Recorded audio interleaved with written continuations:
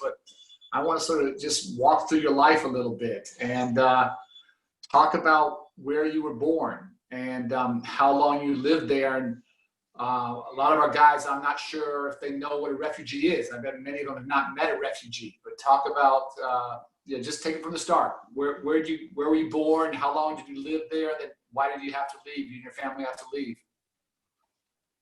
Yeah, no. So I'm originally from South Sudan, which used to be Sudan. When I was born, it used to be one country. In 2011, we got our independence from the North, from the same war that drove me and my family out of there. It's a civil war conflict between the South and the North, the South being Black Christians, and the North being Arab Muslims. But the conflict was really due to government more than the people. Um, I was born in a city called Wau in South Sudan. By the age of 5, we fled because of the war. We fled to Egypt. Before we went to Egypt, we went to North Sudan actually for about a year or so, because my dad was the Minister of Education and Transportation of the whole of Sudan at the time. We fled to Egypt where we became refugees. I lived in Egypt for 5 years. By the age of 9 going to 10, we were given political asylum. What political asylum is basically you, as a refugee, every year, your family, you put in all the members of your family and your parents, and you get a background check. And if you're lucky, you get taken by any country, talking about whether it's Canada, US, Great Britain, Australia, and amongst, a lot of other countries, basically searching for a better life. So from the day that we got to Egypt, we applied obviously for all these countries every year. And it took about 5 years until we got an answer. And our answer came from the UK government that was willing to take us in. So we moved to the UK. And at that time, obviously, I've never heard a word of English. I never spoke English before in my life. So it was something new to me. It was a new lifestyle, different, just everything from top to bottom, anything you could think of, different lifestyle, school, obviously, different language, but different school system.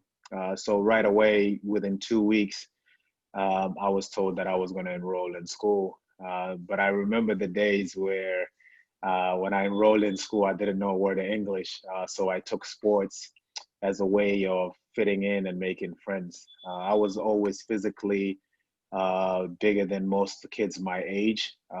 So I dominated in sports. And at the time I picked up basketball. Actually, I missed a little bit of the story. When we were refugees in Egypt, Manu Ball, who's a South Sudanese, also at the time was in the NBA, took a vacation. It was supposed to be a week vacation to go to Egypt.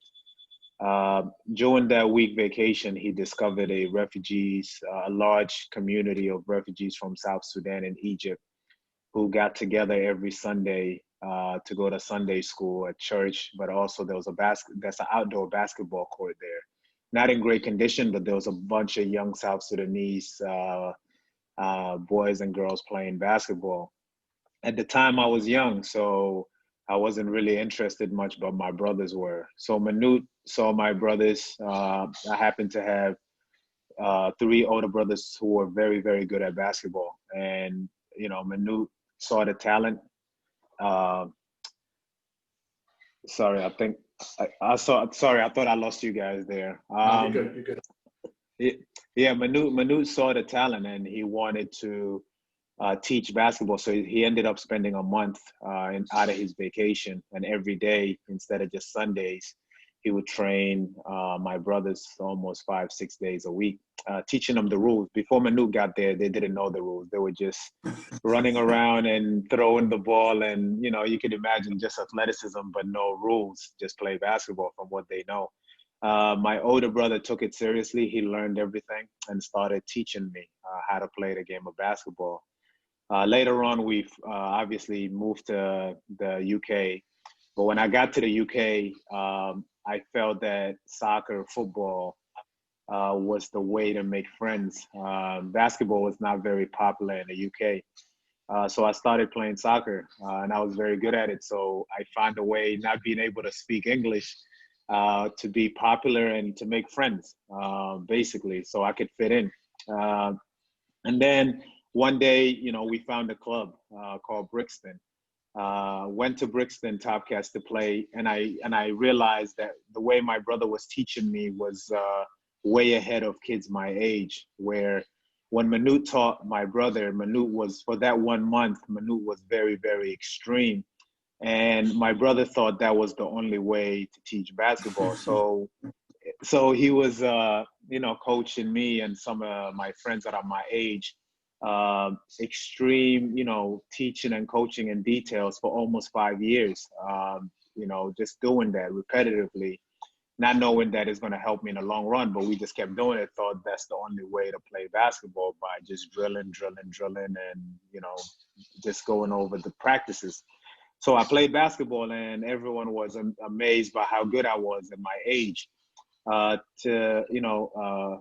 It's a long story, but 2 years later, when I was 14, my sister, who was, part of the group playing with me in Egypt, she was so good that almost every school in the US wanted her. So they wanted to give her a scholarship. So at the time, my father wouldn't let my sister go alone. So he told me to tag along with her. And that's how I ended up in Blair Academy in New Jersey, to really look after my sister. When I got to Jersey at the time, I went to, my high school coach wasn't sure how good I could be coming from the UK. So we had a pickup game, and I went to scrimmage with the guys, and this was the varsity team. And I basically dominated the varsity team. And my high school coach, he was surprised. And right away, he took me to his office, and he sat me down, and he said, you know how good you are. And I had no idea what he's really talking about. And he said, I'm just gonna tell you this. There's a kid, by the name of LeBron James, who everybody's talking about, who's #1 in the country. Nobody knows about you yet, but I think you're just as good as him. So, fast forward from my freshman year not being known who I was, to my, junior year being ranked #2 in the country. And in 4 years, I always tell people this, within 8 years, 4 years from leaving the UK and 8 years of being a refugee in Egypt, I had a choice to go to whatever school I wanted to, or go to the NBA. And that's just 8 years. That's how fast it happened. So then I decided to go to Duke, and within 1 year, so 9 years removed from being a refugee. This is another story. I was signing a contract that's, worth millions of dollars, and I had a lot to learn because that was all new to me at the time. And basically, why Chicago is so close to my heart is because I ended up, playing in Chicago for 10 years. And what people don't realize is, out of my whole life, that's the longest place I've ever lived. Everywhere else was, for whatever reasons, was short. I know I'm South Sudanese, and I grew up in the UK because from the age of 10 to 15 or 14, I was there. But, coming into Chicago at 18 and leaving at 28, to me, it's more of, going from a young man to grown up.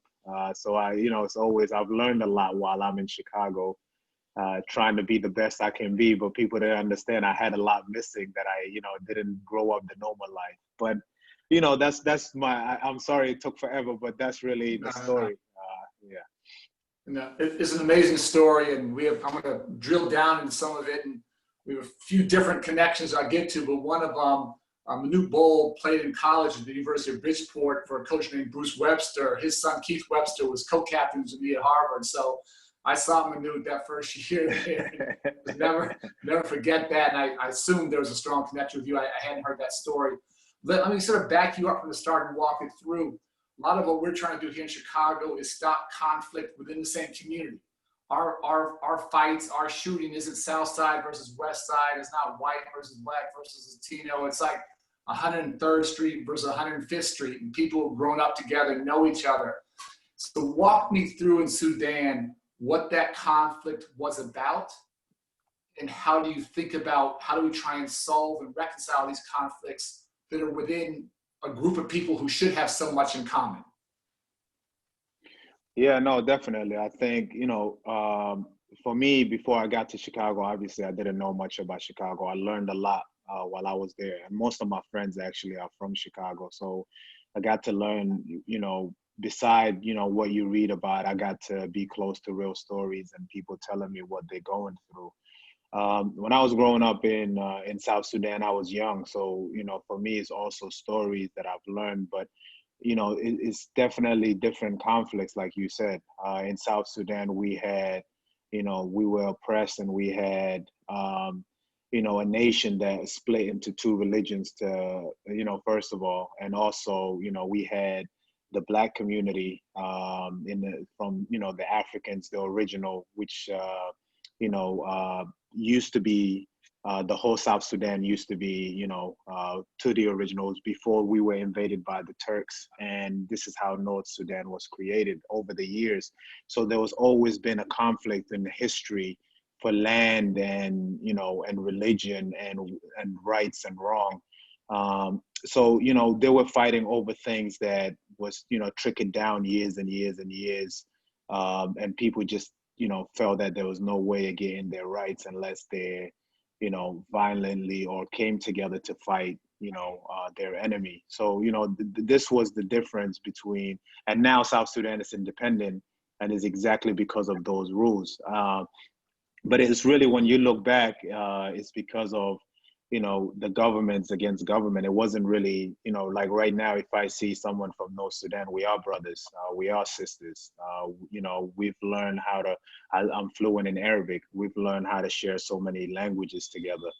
And that's definitely different. But what we've been able to do and what we've been pushing for is educating and also bringing hope. I think that it's a big part that's missing, where what you surround yourself with daily, the information that you're passing to yourself, that becomes who you are. Your actions becomes, obviously your thoughts, but also what you're surrounding yourself around. So what we've been trying to do is encourage to look forward to the future and how you can make things different for somebody else. A lot of times we are dealing with things, whether it's your environment or the way things were in the history that, are affecting you. But the only way to make sure that, our children and, the younger generation take a different path is by standing up ourselves and forcing them that way. We can, repeat what history has led us to do. And I think that's, a problem within a lot of places. But it's definitely encouragement and hope, and letting people see the bigger picture. Sometimes and I'm really a big believer of this, sometimes your existence, is to do a certain things in order for someone else to take it. You can't take the torch all the way. Sometimes you have to, pass it along. And I think that's where we fall in, and we have to really, make sure that we're doing our part. Got it. And I always say, no one grows up, their family saying, I want to be a refugee. The only reason you become a refugee is if you feel your family's life is in danger.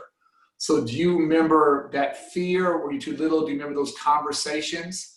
And then what was it like to live in a refugee camp? What is that day-to-day reality like?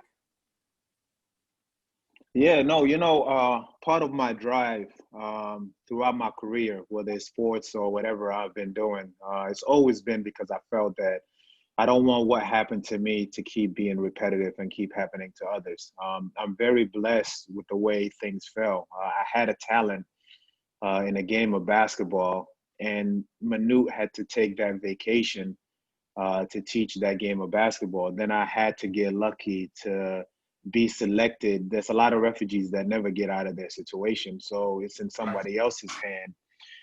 So things have to fall really. So for me, I have to understand, how can I do my part to make it a different for few kids. And that's the initiatives that I've been taking. I remember growing up in Egypt, and I remember just as a kid, I was always frustrated with not representing where I'm from because of the conflict. There was times where I was afraid to tell people that I'm actually Sudanese, because I felt that, you know, Sudan was never represented. There was never pride behind it. I felt like I had to explain to people where that is and who we are and why I look the way I do, why I was the tallest kid. There's so many explanation at the time, and it bothered me. You know, why can't I be among kids in Egypt? I could just say I'm Egyptian and there's no question about it. Then I go to the UK. Why can't I just say I'm from England and there's no question about it? I always had to explain. But I remember growing up in Egypt, in order for me, and remember, I left Sudan because of the war that was because of religion and because obviously of race. And I end up in Egypt, which is, you know, people were very welcoming and people, you know, welcomed us and took us in. But at the same time, we didn't live in the best neighborhoods. And it was very hard to get accepted into schools.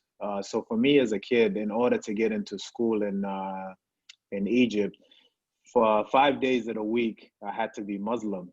And when I tell people that I went to school, I read the Quran, I prayed, and then on the weekend, when I got home, my mom is very religious and so is my dad, and we're Christians. I had to pray and I had to go to church, and I was an altar boy, and I was in Sunday school, and then comes Monday and I'm back to reading the Quran. And, you know, so I got to be really close to both religions, but I had to do things that, you know, normal kids don't normally do. And that was all just in order to survive and to fit in.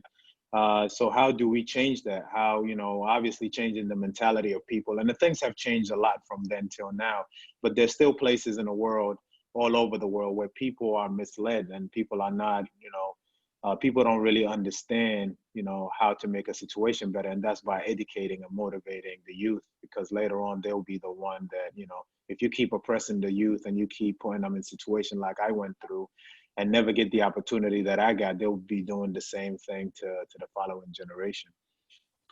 Then you and your sister come to the States. She's 16, you're 14. Another country, another, you know, culture shock. How was that transition? How did you handle that? Did that force you to mature as a very, you know, as a young teen? What was that like, that transition from England to the States? It was hard, man. It was really difficult leaving my family for the first time. It was really difficult leaving my mom behind. You know, when I was in the UK, it bothered me that, you know, you know, my mom had to work so hard, and we lived in a rough neighborhood, but my mom had to work so hard just for us to get through the day. And it bothered me. So before I left the UK, I actually worked at a bakery shop.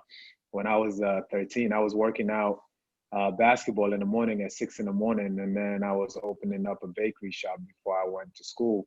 And when I was earning the money, I was giving it to my mom to just make her life easier.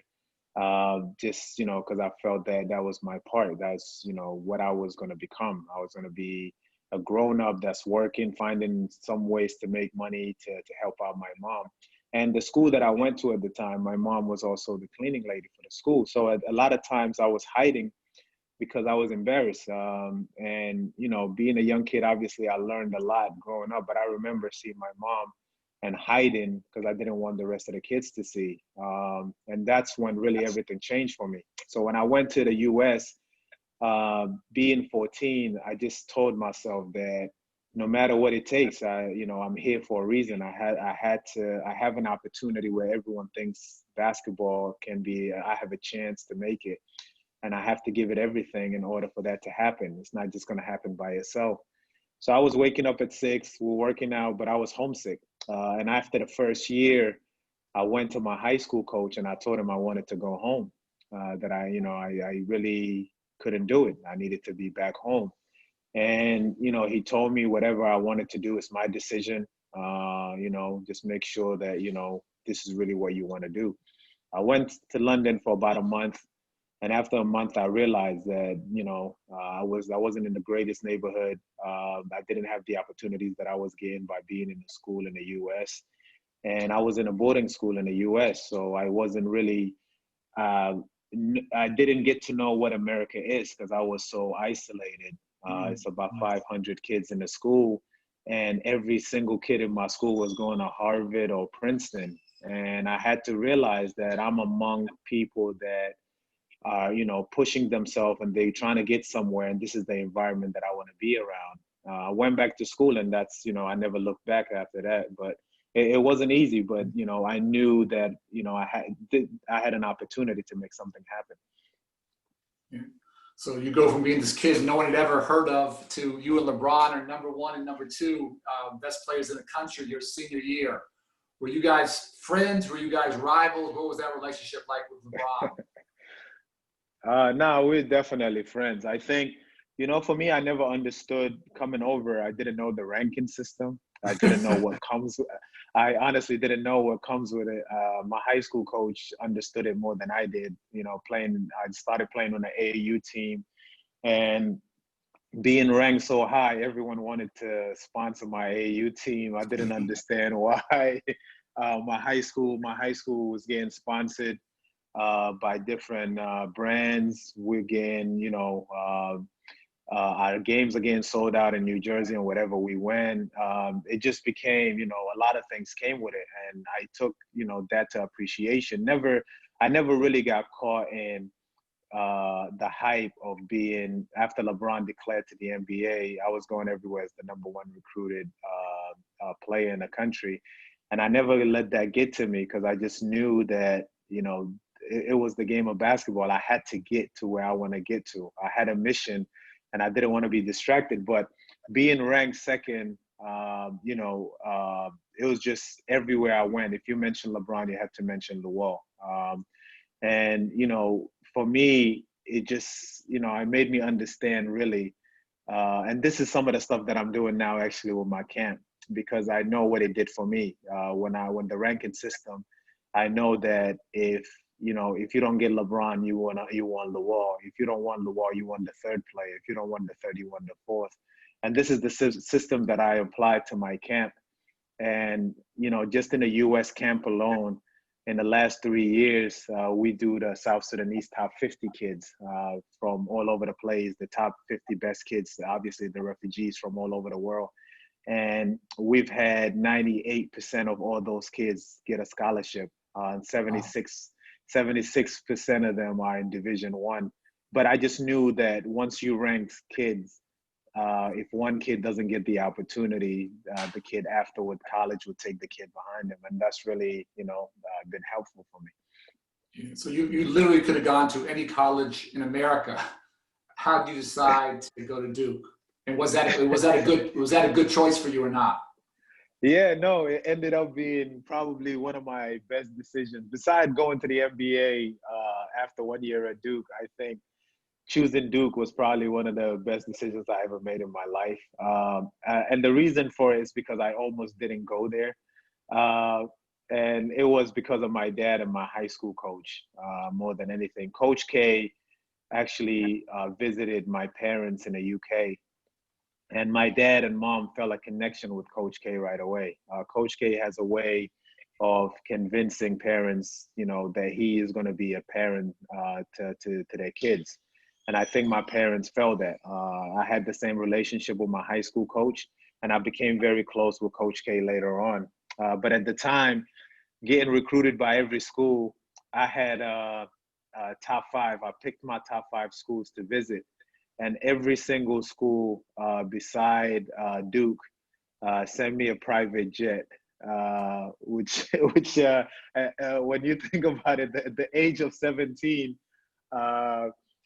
just from being 7 years ago, I was a refugee kid in Egypt for sitting in a private jet, going into visiting schools. And I'm sitting there and I'm just like, I couldn't believe it. And my friends obviously at school couldn't believe it. And at the time, back then, it's not like I had an Instagram page or I didn't have an Instagram page or Twitter, or you would be seeing these pictures all over the place today. But you know, it was amazing. But then, you know, Duke is the only school that sent me on a charter, on a regular flight. And I remember Indiana was my last visit. And when I got back from Indiana, I sat down with my high school coach and I said, I want to skip my Duke visit. My high school coach refused. And he said, you have to call your dad because your dad thinks that you have to go to Duke to visit. So I called my dad, and my dad said, out of respect, this man flew all the way to London. So out of respect, you have to go there and spend the weekend at Duke and then decide. So I got to Duke, and I had Chris Duhon, who later on we got drafted together. Chris Duhon was my host, and Chris Duhon picked me up and he hosted me, and we just connected right away from the get-go. We just became really, really close friends. And I remember in my visit, I told myself that, you know, in order for me to get to where I want to get to, this is the best way. I have a chance here to get to the Final Four. And, you know, I ended up a week later committing to Duke. Got it. And the other small connection we have, small basketball world, is my assistant coach in college was Tom Thibodeau. And Tom Thibodeau's, he's a tough coach, and he's tough on a lot of folks. And that's why I'm so honored to be interviewing you today. Is the entire time he coached you, he was always talking about you. Like, he just loves you to death. And he's a tough critic. He's like, no one works harder. No one's more humble. No one's a better teammate. No one makes a team better. I think he probably played you way too many minutes. I apologize for that. But just the respect you have. But talk to me about the NBA. Maybe sort of what's your greatest highlight from the NBA, and maybe what's a failure experience that you had, and what did you learn from that failure, from that struggle? Yeah, no, definitely. I think just to talk a little bit about before Tom Thibodeau came, when I got to Chicago, being so young, I've never, you know, in my life, I've never really had criticism. I've always ignored it. People just couldn't reach me. I was always locked in. And when I got to Chicago, I felt that I was coming into a situation where the history is so rich, and you're coming in where they've had the best player in the world ever, and they've had 6 titles. I was coming into the situation where if you don't win, you know, you don't belong here. That's basically the Chicago attitude. And the only way was I had to convince people in Chicago that I wasn't just going to be a guy that just wanted to be in the NBA and be satisfied with, you know, putting the ball in a hoop and that's it. I really wanted to be more. And, you know, it kind of shaped me as a young man because I always wanted to show Chicago that I can do more. It was, you know, when I got in the court, I played so hard, and then I went from, you know, a lot of people don't know this, but I used to go from the United Center straight to the gym to work out more in order just so, you know, I could rest the next day. I just extended my game. So when I played 40 minutes, I went straight from, you know, United Center straight to the Berto Center, and I got some shots up and I was lifting. And the next day I took it easy because I knew I was about to play 40 minutes again the next day. So I really wanted to show Chicago that, and it shaped me in terms of, you know, what do I need to do constantly? How can I be consistent in whatever I do? Because the fans would just, you know, they wanted more. They wanted more. The baby Bulls wasn't enough. Going to the playoffs wasn't enough. And then, you know, when we got Derek, I knew right away when we got Derek that it's either you elevate your game, you know, or this is going to be something, a talent that just comes and goes, especially when Derek, you know, before Derek came into the NBA, I was watching Derek in high school. I was going to his high school games. And this is what I try to tell people, you know, I'm older than Derek and I'm older than Joe. Me and Joe are closer, but I've been in the NBA for so long that, you know, we're all in the same bracket when you talk about the Bulls. But people, you know, a lot of people know I was there with Kirk Heinrich, Ben Gordon, Andres Nozioni way before, and we had our battle before we got Derek. And because of the glory years where we were, you know, having the best record in the NBA with Tom Thibodeau, this is, you know, people go back to those days. But right away, I knew that Derek was special. And I remember being part of when we drafted Derek. I kept calling in saying we have to get Derek. We're not getting anyone else, because there was a debate on who should we Yeah. take. Yeah. And I remember I kept saying, no, we need a point guard. You know, this is the guy. This is the guy. And when Derek won the MVP, I knew that year that I had to elevate my game to be an all-star, because it was, you know, the city recognized the talent and we were on our way. Unfortunately, the injury, but I really believe that, you know, if you look at, you know, Michael Jordan era, they had to come so close before they could actually get there. And the year before, you know, for us to get so close, you know, just knew that it's an experience that we're going to overcome. And when, you know, Derek went down, everything changed Yeah. from, you know, the organization from top down. They had to shake it up. And it's an opportunity, but it's also a lot of lesson learned in that. Yeah. Then my last question, I'll turn it over to Ali to open up for the guys. Is, you know, you had this obviously amazing career, respected by everybody. You could sit back, do not much of anything the rest of your life, just sort of live on those glory days, and you're going to accomplish more off the court, I would say, than you ever accomplished on the court. And you had an extraordinary, you know, career. Say two things. You know, why are you so committed to giving back? Why are you not content just with being a great NBA basketball player? What drives you to give back? And then secondly, for our group, talk about what you're trying to do right here in Chicago and in the Rosen community where we're working so hard. So where does that drive come from? Why are you so committed? And what's your dreams and goals for helping us here in Chicago? Yeah, no, definitely good question. I think, you know, for me, it comes just from the background of making an impact. I think there's a lot of people who want to make an impact, but they never get the opportunity. I think for me, basketball gave me an opportunity, and, you know, financially it had provided me well, that I can open up and look into other things. One thing that I've really been into from an early age is real estate. You know, started looking into real estate about 6 years ago. We formed the company D3N9 because we believe that, you know, with real estate, you could really make a huge impact, you know, teaming up with different organizations, not only just going into, you know, areas and just buying up properties and not improving the community. So one of the things that we really looked into with my real estate group is why Chicago makes sense for me. You know, investing in opportunities and real estate opportunities in Chicago, but teaming up with an organization to make an impact there, to make an impact in the community, socially, bringing in STEM education. You know, for example, we just closed in an apartment building. And let me just look at my notes. It's on East 121st Street. It's like across from Indian Trails Apartments. I think the name of it is, I'm trying to look at my notes. Barrett Common. And there, you know, we're teaming up with the community in order to rename it. It's got to come from the community.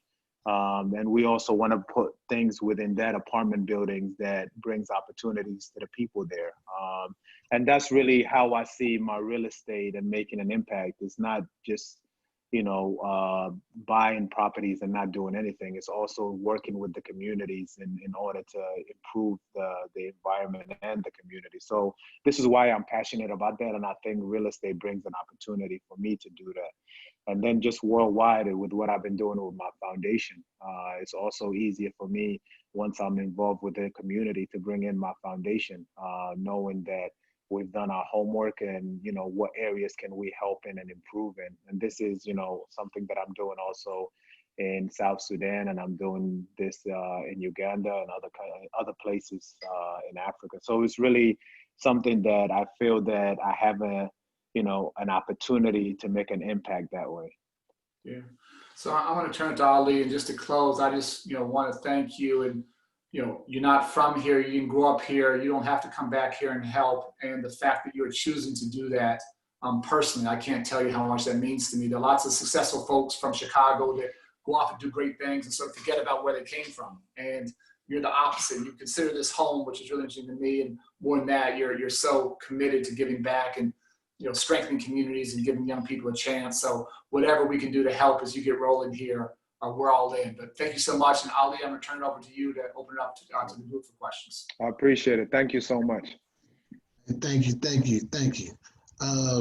So we got a question from the audience, and we're gonna go live right direct to him. Farley, are you there? Sherry, unmute Farley for me.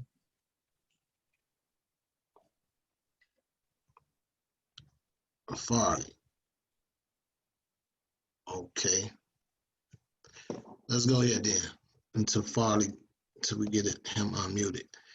There's a question from an anonymous attendee who says, "What keeps you pushing?" What keeps me pushing? Mm-hmm. I think it's a number of things. Obviously, it's one thing is in my DNA. I just don't know any better. I think that, from day one, I just knew that, nothing was ever handed. Everything you have to work for. So it's something that I've learned from an early age that, the more you work, the harder that you work. Consistency matter. The fact that you keep pushing and keep growing, you can make more of an impact on the things that you care about. Either way, if I don't do it, someone else is going to do it. I always believe that. So, I've been given an opportunity and a platform where if I relax, I'm okay, but a lot of other people's are not. And the more that I grow, the bigger my impact is. And I'm really driven by, the fact of giving people opportunity, because it's the only way that I existed. I was given an opportunity and a chance, and, I understood it and I took it.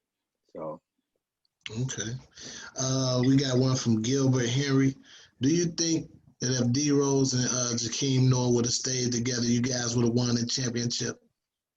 No, definitely. I think, like I said earlier to Ernie, I think that it's easy for me to sit back now and just say we could have, we would have. The bottom line is we didn't, for whatever that reason is. I just believe that, that team that we had, we gave everything.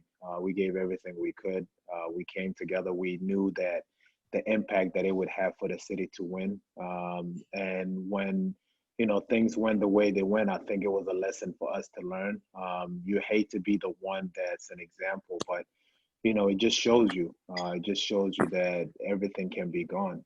You have to be thankful for the opportunities and the memories. I'm still thankful that I was part of the NBA and a team that had the best record for a number of seasons, a team that inspired a lot of youth and a lot of young people and brought a lot of, families together cheering for us and everything. And that's what sports does. But I honestly believe that, we were on our way. We just kept getting better every year. Yeah, you guys gave us a spark since the Michael Jordan era. Michael Jordan and Scotty for sure. Question from Dr. Tyler. How were North and South Sudan able to resolve their conflict and establish lasting peace, if that's the case?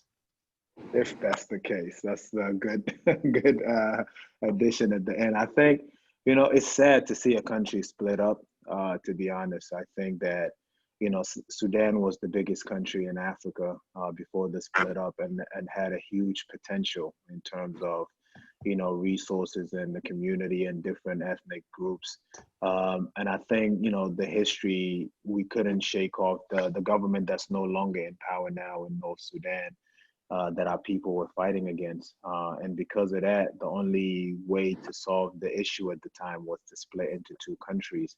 Now, I always tell people I'm South Sudanese and I'm proud to be South Sudanese. And it's my job and, my commitment to make it a better place, do everything I can. But, there is still a lot of issues and a lot of problems that we overcome. But at least we have an opportunity to, to try to overcome those. Okay, we got Farley on the phone. Farley, what's your question, brother? I was just wondering, since you say you stayed in Chicago for 10 years, and we know Chicago known for violence. Were you ever worried about it, like Chicago violence? Maybe I'm sorry, can you say that again? So I think he's asking, since you've been here in Chicago for some time, and Chicago's known for the violence here. Were you ever concerned about that? Like, was it a concern for you?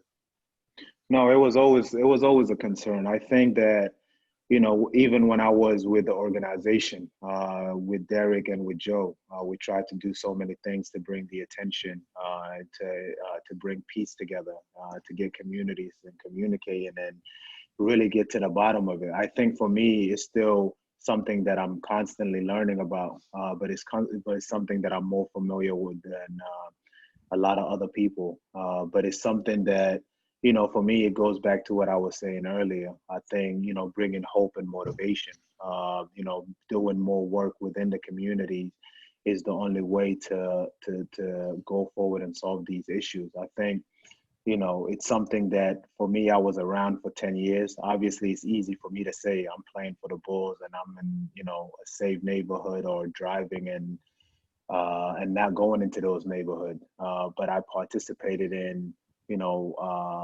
peace gathering, and we even worked on learning centers in the South Side, where we brought in different activities for the youth to be engaged in. So definitely I'm familiar with it. Okay, we got a question from the brother Brandon Moss.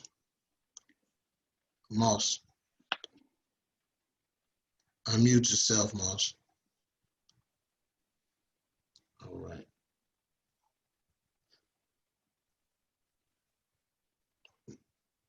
Moss, ask the question. Oh no, I want to know. What was the question I asked? What was the question I asked at first? Because I started asking something else. I was about to ask something else.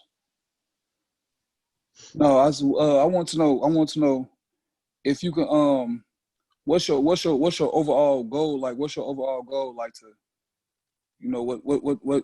what's your overall goal? Like, what are you trying to complete? Like as far as like what you trying to do, like it's help with the violence and with your program and different stuff like that.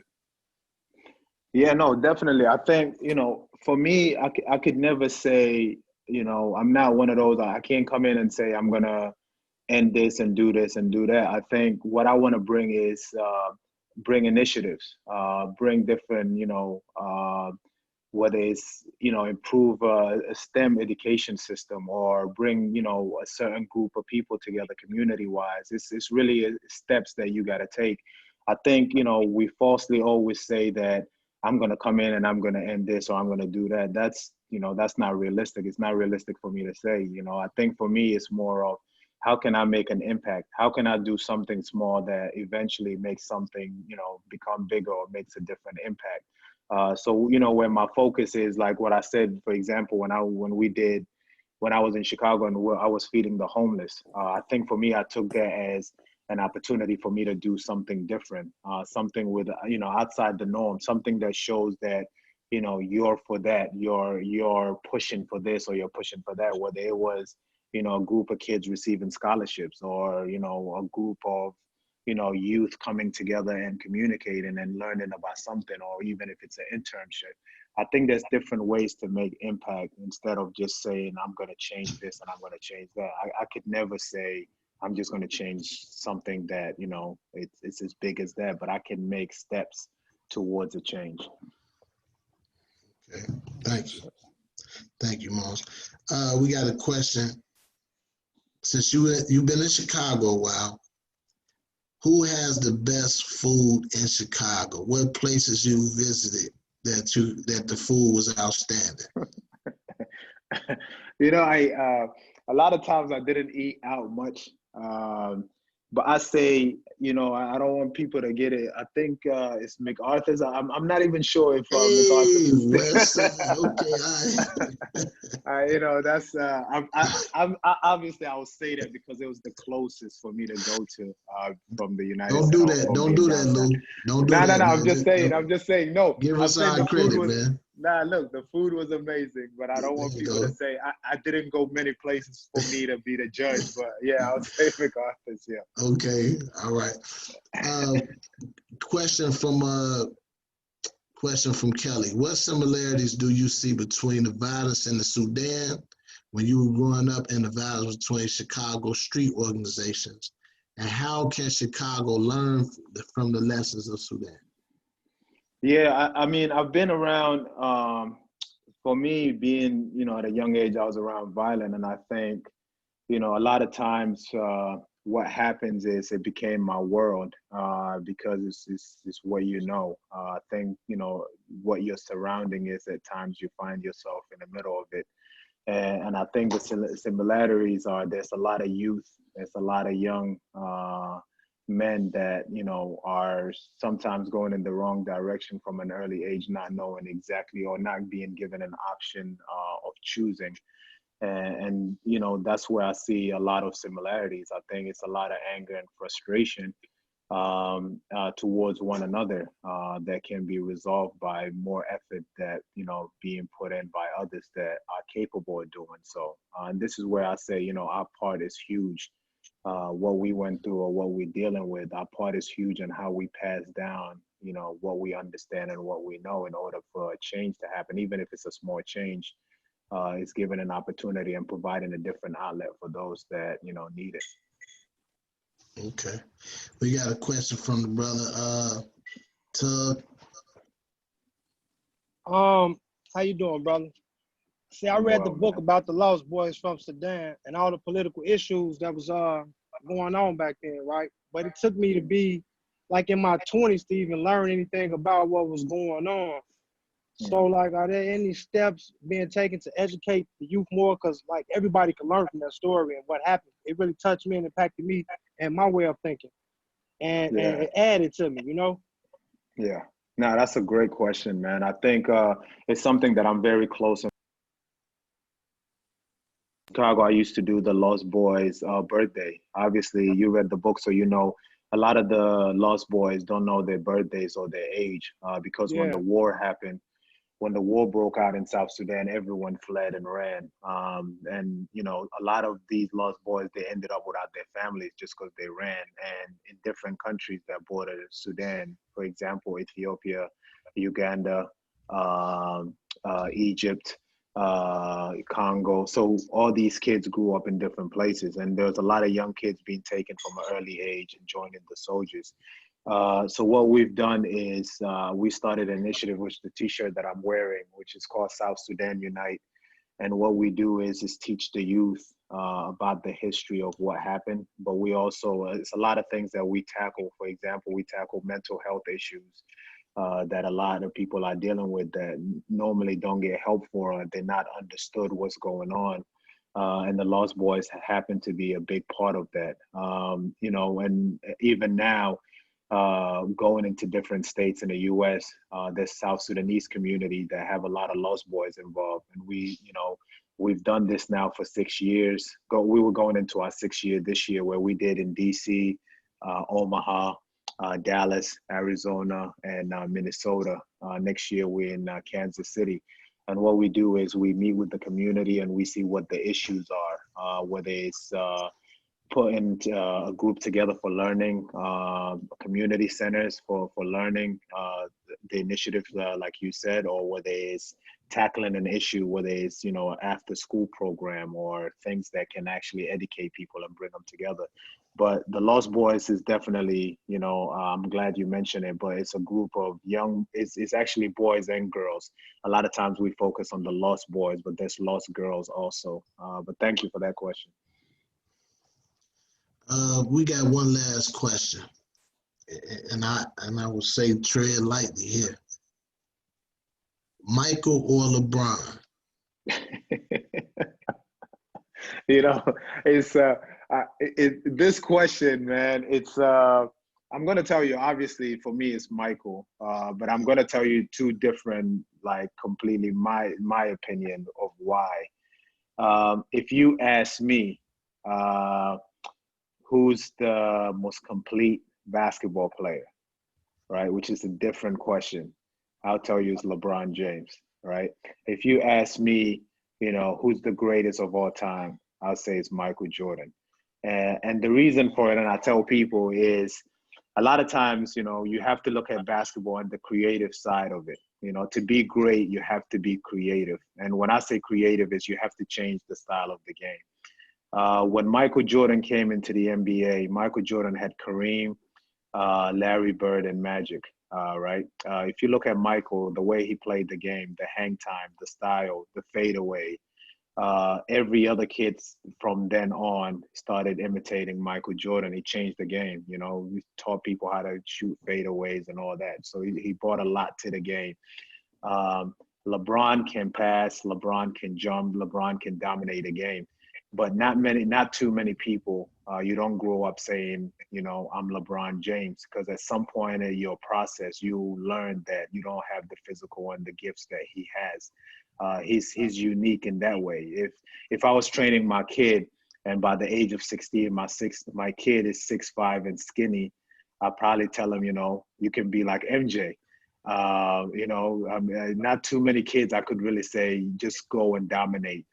LeBron just goes out there and dominates games. Michael Jordan changed the game. And for me, when you win 6 championships and you change the style of the game, the way you did, the impact you brought, the world views, LeBron, you know, brought in a lot of views around the world, but Michael Jordan was the first to make kids in Africa and kids in Europe and kids in Asia, all over the world, want to be like MJ.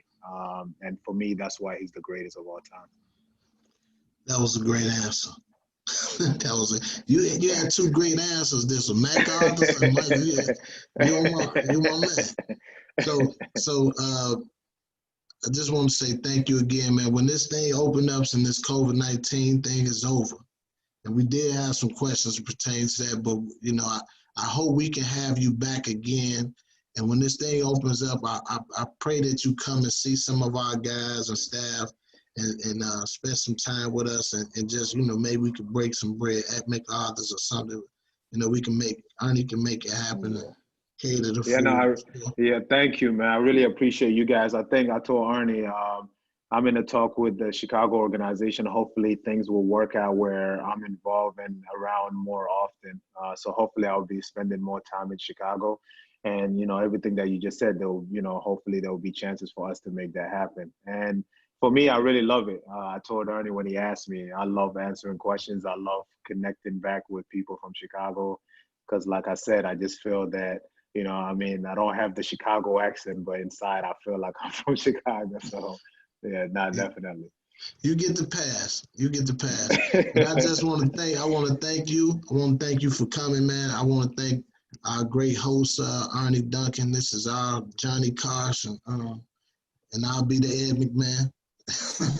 But so next week, just to let the guys know, next week we got the real life Rick Ross. He will be in attendance next week, so you guys will be able to ask questions.